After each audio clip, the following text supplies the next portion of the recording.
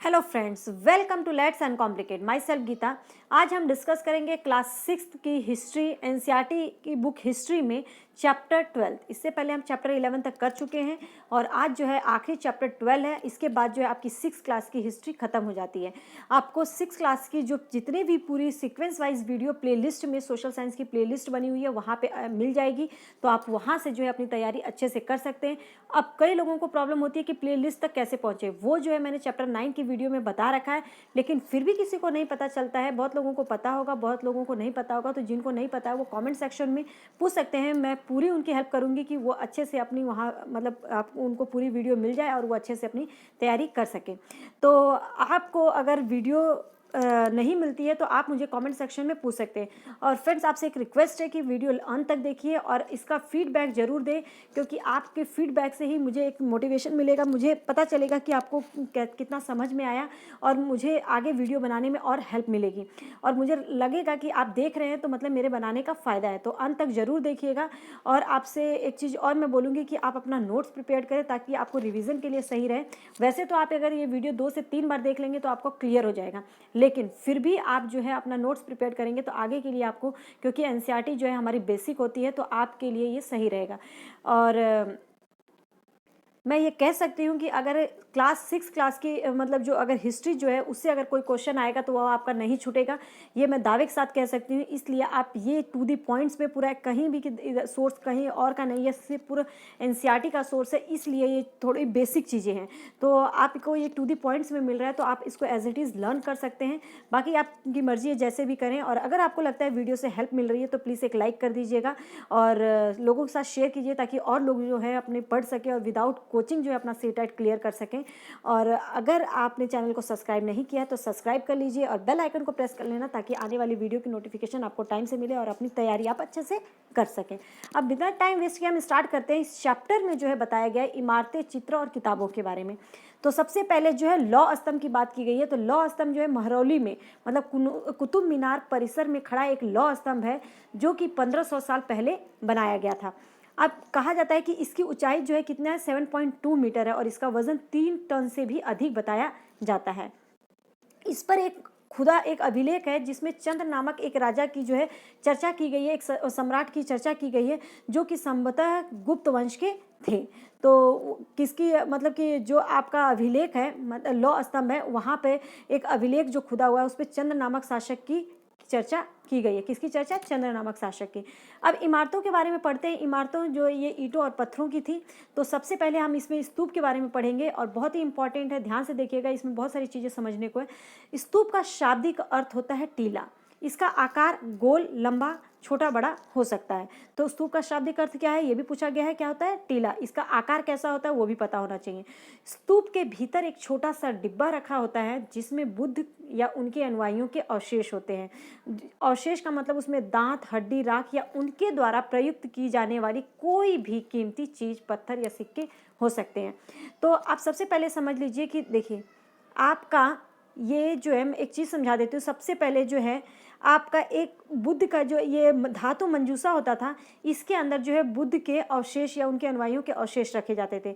अब इसके जो चारों तरफ जो है एक हर्निका बनाया जाता था। ये क्या है? धातु मंजूसा। आपको पता होना चाहिए धातु मंजूसा। उसके चारों तरफ जो है एक हर्निका होता था। अब हर्निका के चारों तरफ एक रेलिंग बनाई जाती थी जिसे कि हम प्रदक्षिण पथ कहते थे। क्या कहते थे? प्रदक्षिण पथ। तो ये प्रदक्षिणा पथ भी बोला जाता है और प्रदक्षिण पथ भी बोला जाता है। और फिर इसको पूरी चारों तरफ घेरने के लिए जो है क्या बनाया जाता था? वेदिका। और इसके अंदर प्रवेश के लिए एक तोरण द्वार होता था। तो क्वेश्चन क्या बनता है आपका, ये जो स्तूप की जो जितनी भी आकृति है अंदर से बाहर की ओर इसे क्रम में लगाएं, या अंदर से बाहर की ओर या बाहर से अंदर की ओर। तो बाहर से अंदर की ओर सबसे पहले हमारा क्या आ जाता है? तोरण द्वार। तोरण द्वार आ जाता है।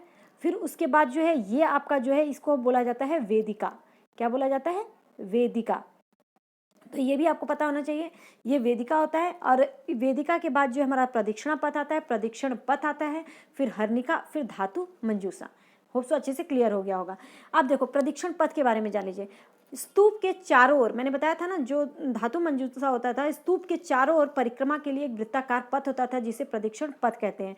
वेदिका क्या होता था, प्रदक्षिण पथ को घेरने के लिए एक रेलिंग बनाई जाती थी, जो कि मैंने बड़ी सी बनाई थी, इसको जो है वेदिका कहा जाता था। वेदिका में प्रवेश द्वार होता था जिसे तोरण कहते थे। रेलिंग तथा तोरण प्रायः मूर्तिकला को सुंदर कलाकृतियों से जो है ये सजे होते थे। अब अशोक ने जो है 85,000 से भी अधिक स्तूप बनाए हैं। अब मंदिर के बारे में पढ़ते हैं, कुछ बहुत सारी इंपॉर्टेंट चीज़ें हैं इसमें। मंदिर जो है विष्णु, शिव, दुर्गा जैसे देवी देवताओं के जो है पूजन हेतु बनाया जाता था। गर्भगृह मिला है, गर्भगृह। गर्भगृह में क्या होता है, मतलब कि सबसे महत्वपूर्ण भाग होता था जहाँ पे मूर्तियाँ रखी जाती थी, मूर्ति रखी जाती थी पूजा के लिए। अब उस शिखर की भी बात होती है। गर्भगृह के ऊपर काफ़ी ऊंचाई पर जो है एक शिखर का निर्माण किया जाता था। फिर उसके बाद मंडप। मंडप क्या होता था, मंडप एक प्रकार का सभागार होता था जहाँ पे लोग चर्चा करते थे, भजन कीर्तन करते थे, तो वहाँ पे लोग इकट्ठा होते थे, तो वो मंडप होता था। अब उत्तर प्रदेश की जो भीतर गांव की, अभी इसी एनसीईआरटी में ही बताया गया है कि उत्तर प्रदेश के भीतर गांव की एक आरंभिक मंदिर मिला है लगभग 1500 साल पहले। ये किसे, पकी ईंट और पत्थरों से बना है। महाबलीपुरम के एकास्मिक मंदिर, इनमें से प्रत्येक मंदिर एक ही विशाल पहाड़ी की तराश कर, मतलब जो दक्षिण भारत में महाबलीपुरम के एकाश्मिक मंदिर, इनमें से प्रत्येक मंदिर एक ही विशाल पहाड़ी को तराश कर जो है बनाया गया है, इसलिए इन्हें क्या कहा जाता है, एकाश्म मंदिर कहा जाता है या एकाश्म कहा जाता है। एहोल का दुर्गा मंदिर, दुर्गा मंदिर कहाँ का, एहोल का। एहोल का दुर्गा मंदिर का निर्माण लगभग 1400 साल पहले हुआ है। और अब पुस्तकों के बारे में पढ़ते हैं कि स्त्री पुरुषों की जो है वीर गाथाएं तथा देवी देवताओं की कहानियां मतलब पुस्तकों में मिली हैं। अब सबसे पहले एक बहुत ही महत्वपूर्ण पुस्तक शिल्पा दिकारम की बात की गई है इसी चैप्टर में, जो कि एक तमिल महाकाव्य है। और ये जो है 1800 साल पहले जो है क्या की गई थी, लिखी गई थी। और इस शिल्पाधिकारम जो पुस्तक है ये तमिल महाकाव्य है और इसके अंदर जो है कोलम नामक एक व्यापारी की कहानी है। तो आपसे एक क्वेश्चन एक बार ये भी पूछा गया था, कोलम नामक अधिकारी की चर्चा किस पुस्तक में की गई है, तो शिल्पाधिकारम में। और इसकी रचना किसने की थी, इसकी रचना जो है इलांगो, मतलब इसके जो कवि है, इसके लिखने वाले जो है, इसकी रचना किसने की है, इलांगो नामक एक कवि ने। अब मणिमेखलाई की बात की गई है। मणिमेखलाई जो है तमिल महाकाव्य है और ये भी 1400 साल पहले जो है ये लिखा गया था। और इसके अंदर कोलम तथा माधवी की बेटी की कहानी है। कोलम और माधवी की बेटी की कहानी किस पुस्तक में इसकी चर्चा की गई है, मणिमेखलाई, और इसके रचनाकार द्वारा जो है ये लिखा गया है। तो आगे देखते हैं पुराण। विष्णु, शिव, दुर्गा इत्यादि देवी देवताओं की कहानियां, पूजा विधि, शाब्दिक अर्थ, प्राचीन या पुराण सरल संस्कृत श्लोक में रचना की गई है। स्त्रियों तथा क्षुद्र को वेद पढ़ने की जो है अनुमति नहीं थी, केवल सुनने की थी। ये पुराणों में बताया गया है कि जो स्त्रियां थी वे वेद पढ़ नहीं सकती थी, ना तो स्त्रियां ना ही क्षुद्र, वो केवल सुन सकते थे। बाकी जो पुरुष होते थे, जो मतलब राजा होते थे, वो जो है पढ़ सकते थे। अब इसी के अंदर महाभारत की चर्चा की गई है। तो महाभारत जो है लगभग 1500 साल पहले एक संकलित संस्कृत महाकाव्य है और हस्तिनापुर राज्य के सिंहासन के लिए कौरवों और पांडवों के बीच युद्ध की कहानी जो है महाभारत में की गई है। इसका संकलन किसने किया है, व्यास ऋषि ने किया था, जिसका एक अंश जो है गीता है। गीता जो है उसी का एक अंश है।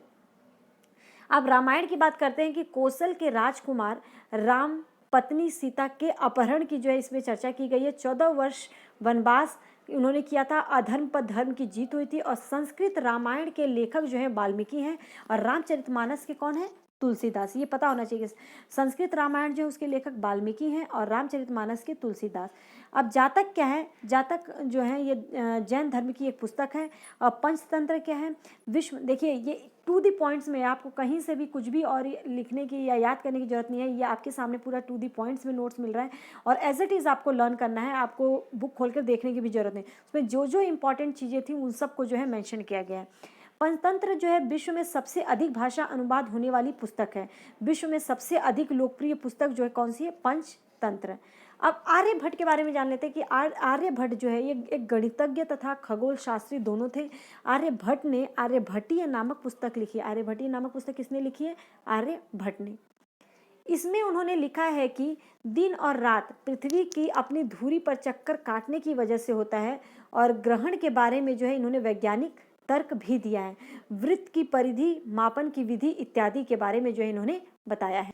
यहाँ पर जो है आपका ये चैप्टर फिनिश होता है। और अगर आपको लगता है कि इस वीडियो से आपको हेल्प मिल रही है, आपके लिए ये वीडियो यूज़फुल है, तो प्लीज़ एक लाइक कर दीजिएगा। आपका लाइक मेरे लिए एक मोटिवेशन होता है मैं कि और वीडियोज़ बनाऊँ और आपको इससे हेल्प मिल सके।